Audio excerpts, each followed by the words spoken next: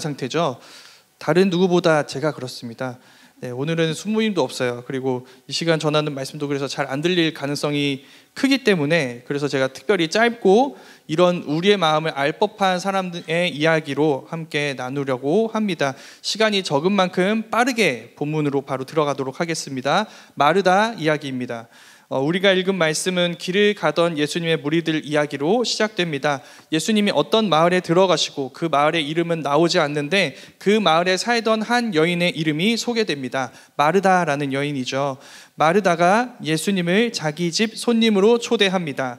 그럼 곧바로 마르다의 이야기로 넘어가야 할 것 같은데 본문의 시선은 마르다가 아니라 마르다의 자매인 마리아에게 향하고 있어요. 두 사람은 같은 집에 사는 자매입니다. 근데 너무나 달라요. 예수님은 마르다에게는 손님이었습니다. 근데 마리아에게는 그렇지 않은 것 같아요. 마리아는 예수님의 일행이라도 되는 것 같습니다. 예수님 옆에 앉아서 그분의 말씀을 듣고 있어요. 그건 예수님도 마찬가지입니다. 예수님은 초대받은 사람처럼 행동하지 않으세요.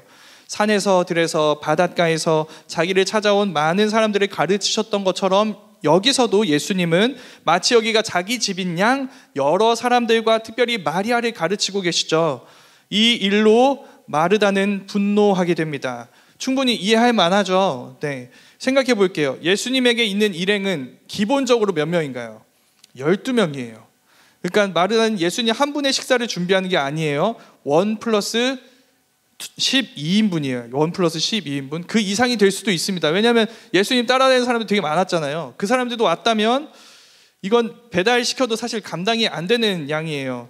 근데 마르다도 이런 현실을 충분히 알았을 거예요. 초대하기 전에 몰랐을 가능성도 있지 않나요? 이렇게 생각할 수 있겠지만 가서 예수님 만난 다음에 예수님 저희 집에까지 했을 때 보였겠죠. 옆에 있던 사람들이 얼마나 되는지. 이거 될까? 이런 생각을 하다가 초대한 거면 어느 정도 모든 상황을 지금 예상하고 있었던 거예요. 큰 각오를 한 것이죠. 그리고 순식간에 예수님 저 모든 사람들 초대해서 어떻게 준비해야 될지 이 모든 계획을 머릿속으로 짰던 거죠. 그 계획에는 당연히 누가 있었을까요? 마리아가 있었을 거예요. 근데 마리아가 함께하지 않는 거죠. 모든 계획이 다 무너져 버린 거예요. 이거 조별과제 한번 하면 이 기분이 뭔지 느낄 수 있습니다. 하루 전날 죄송해요 알죠? 이런 거 하면은 마음이 어떤가요? 와르르 멘션이죠. 그래서 이런 걸 함께 할 거라고 예상했던 사람들이 함께 해주지 않을 때 우리의 마음이 무엇인지 마르다는 지금 아는 것 같아요. 그래서 근데 마르다가 좀 안 좋은 평가를 받는 것 같죠. 그래서 오늘 설교는 끝까지 들어주셔야 돼요. 제가 무슨 얘기를 하든지 끝까지 들으신 다음에 얘기해 주셔야 합니다. 근데 이런 분주한 우리의 마음만 마르다에게 있는 건 아니에요. 다른 얘기도 있는데 오늘 본문을 마르다 당시에 있었던 사람들이 읽었다면 우리와는 조금 다른 분노를 느꼈을 거예요. 이건 뭐냐면 마리아가 마르다의 일을 도와주지 않은 것 때문에 분노하는 게 아니라 마리아가 예수님 곁에 앉아있는 것 때문에 분노하는 거예요. 왜? 마리아는 여성이거든요. 당시 여성은 공식적인 교육을 받는 자리에 있을 수 없습니다. 교육에 참여하는 일이 아니라 교육 환경을 준비하는 일이 여성의 일이에요.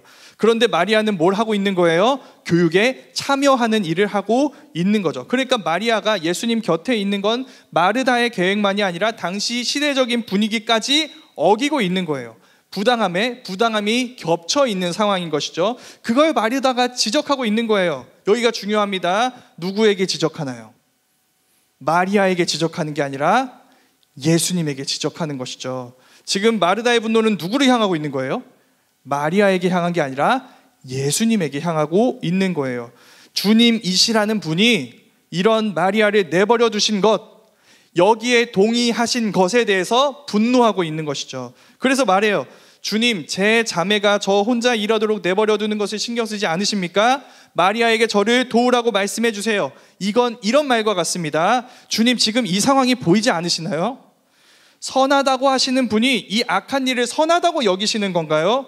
제 자매가 지금 저 혼자 일하도록 내버려 두고 있잖아요. 여자면서도 감히 선생님 옆에 앉아 있잖아요. 모르시는 것 같으니 제가 가르쳐 드리죠. 얼른 저를 도우라고 말씀해 주세요.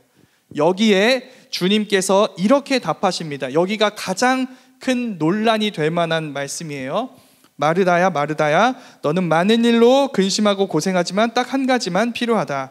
마리아는 더 나은 쪽을 택했다. 그러니 그녀는 그것을 빼앗기지 않을 것이다. 어떻게 들리세요? 거의 불난집에 석유통을 던진 거죠. 네. 지금 주님은 결과적으로 누가 옳았다는 거예요?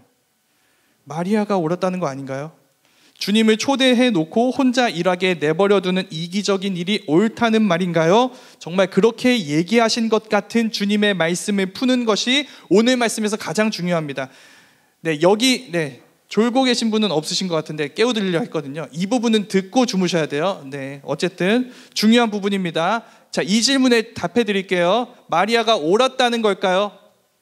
네, 마리아가 옳았다는 거예요. 그런데 잠깐 제 얘기를 끝까지 들어주세요. 자, 주님은 마르다가 해석한 마리아의 이기심이 옳다고 말씀하신 게 아니에요. 주님은 지금 이 말씀을 통해 마르다가 틀렸다고 말씀하시려는 게 아니에요. 마르다를 초대하고 계신 거예요. 마리아처럼. 이해되시나요? 주님은 마르다를 주님을 위해 많은 일로 근심하고 고생하는 자리에 내버려 두지 않으려고 하시는 거예요. 더 분명하게 말해볼게요. 주님은 애초부터 손님의 신분으로 마르다를 찾아가신 것이 아니에요. 주님은 마르다가 마리아가 있는 그 자리에 오기를 원하세요. 마르다가 마리아와 함께 지금 주님이 전하시고 가르치시는 새로운 하나님의 나라, 지금 이 세상에서는 여자는 교육받을 수도 없고 오직 고생하고 근심해야 되는 이 세상과 전혀 다른 새로운 세상으로 마르다를 부르고 계신 거예요.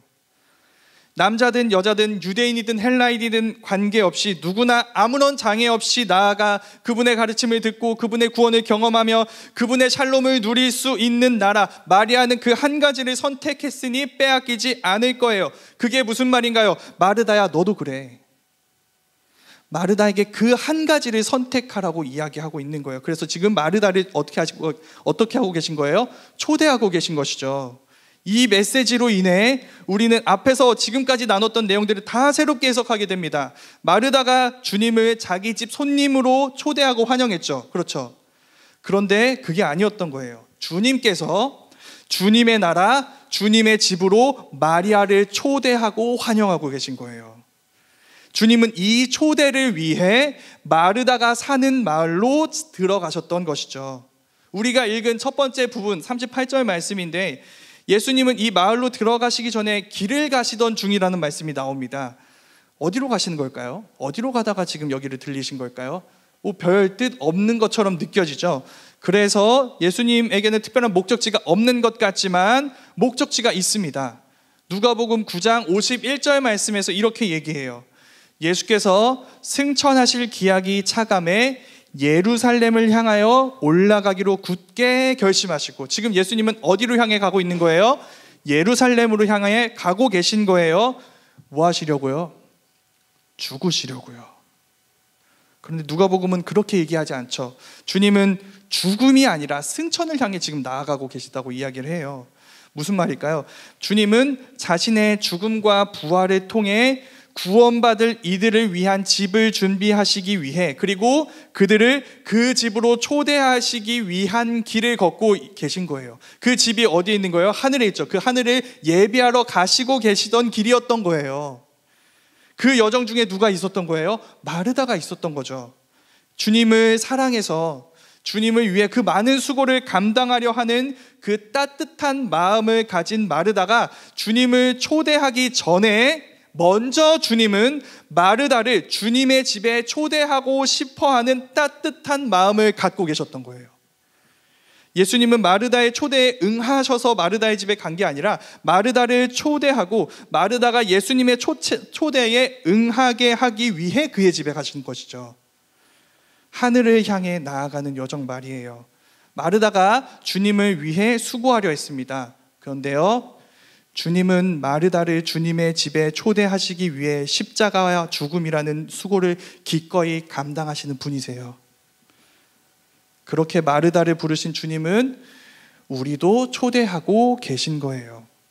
이게 오늘 말씀의 결론입니다. 우리가 준비하는 이 모든 성탄 발표회는 주님을 기쁘시게 하기 위한 수고입니다. 결코 쉽지 않았어요. 이렇게 많은 인원이 함께 모여서 준비하는 건 쉽지 않은 일이죠. 그런데 그 전에 주님이 우리를 위한 수고를 감당하셨어요. 결코 쉽지 않았습니다. 주님이 우리를 찾아와 우리를 초대하셨어요. 그래서 우리가 여기서 기쁨으로 주님을 섬기고 있는 거예요. 주님을 초대하기 위해서가 아니라 주님이 우리를 초대하셨기 때문에 말이에요. 그래서 저는 우리 모두가 이 초대의 기쁨으로 응했으면 좋겠습니다. 우리 모두 열심히 준비했고요. 그 준비와 수고로 분주한 우리의 마음들이 있죠. 이게 좀 아름다운 결과를 맞게 되었으면 좋겠어요. 그런데 그 아름다운 결과 자체 때문만이 아니라 우리를 향한 주님의 초대로 이루어진 이 모든 과정들, 지금까지 우리가 누린 이 모든 과정들 속에서 주님의 나라를 경험하는 기쁨이 우리에게 이루어졌으면 좋겠습니다. 그리고 우리 역시도 그 초대로 누군가를, 마르다와 같은 사람들을 초대할 수 있는 우리 모두가 되기를 간절히 소망합니다. 우리 함께 찬양할까요? 주 사랑이 나를 숨쉬게 해 라는 찬양입니다. 네, 숨막히는 이 마르다의 삶을 숨쉬게 한 주님의 사랑을 우리가 함께 노래했으면 좋겠습니다.